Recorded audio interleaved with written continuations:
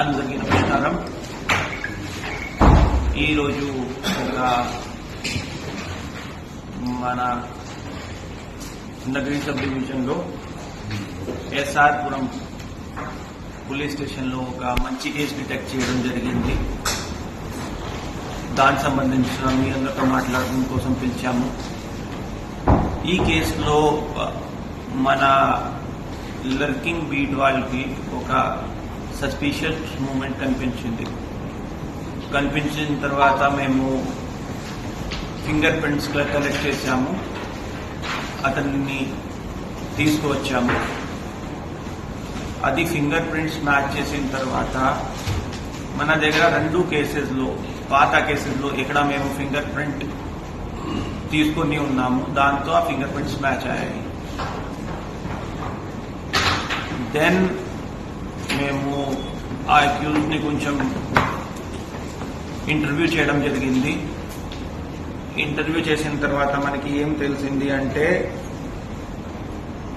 ఈ అక్యూజ్డ్ పేరు C Mahesh Babu, age about 22 years. అతను ఒక బీటెక్ స్టూడెంట్. గత 2-3 సంవత్సరాల నుండి నైట్ టైం మన గవర్నమెంట్ ఆఫీసెస్ ఉన్నాయి, మెయిన్లీ సచివాలయం, ఇలాంటి దాంట్లో లాక్ బ్రేక్ చేసుకొని ఏ టూల్స్ వాడతారో అది కూడా మీ ముందే ఉన్నాయి. అక్కడ నుండి ఎలక్ట్రానిక్ ఐటమ్స్, ప్రింటర్ ఉన్నా, ల్యాప్టాప్ ఉన్నా, ఇంకా ఏమి ఉన్నా దొంగతనం స్టార్ట్ చేశాడు. అది తీసుకువెళ్ళి OLX-లో లేకపోతే రిమైనింగ్ ఆన్లైన్ ప్లాట్ఫామ్స్లో దాన్ని అమ్మేసుకొని దాంతో ఇన్కమ్. ఇతనికి ఒక బెట్టింగ్ అడిక్షన్ అయిపోయింది. దానికోసం డబ్బు సంపాదించుకోవాలి, ఏది ఒకటి రకంగా ఆ హ్యాబిట్ కంటిన్యూ చేయాలి. అందుకే ఇతను స్టార్ట్ చేశాడు. మనకి ఆల్రెడీ ఇతను 60 to 70 మధ్యలో ఇలాంటి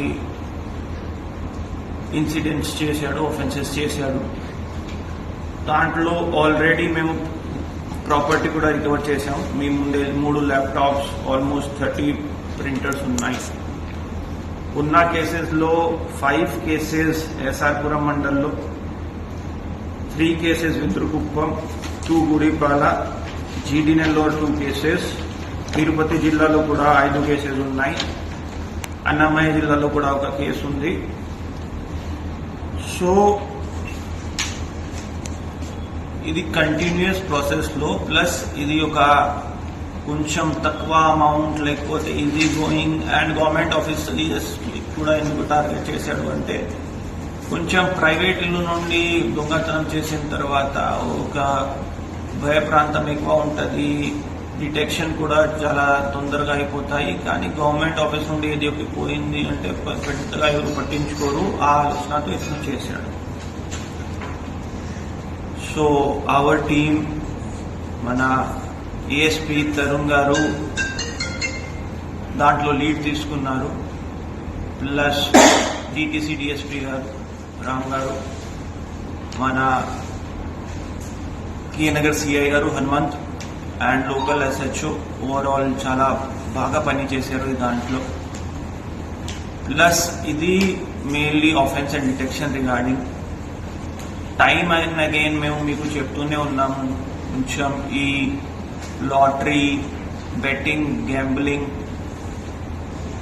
ఇలాంటి practices eventually law and order, crime, social life మీద ఖచ్చితంగా ప్రభావం చూపిస్తాయి. ఎందుకంటే అది అడిక్షన్ సాటిస్ఫై చేయడానికి అమౌంట్ కావాలి. ఆ అమౌంట్ రాకపోతే వాళ్ళు ఫ్రస్ట్రేషన్లో ఉంటారు.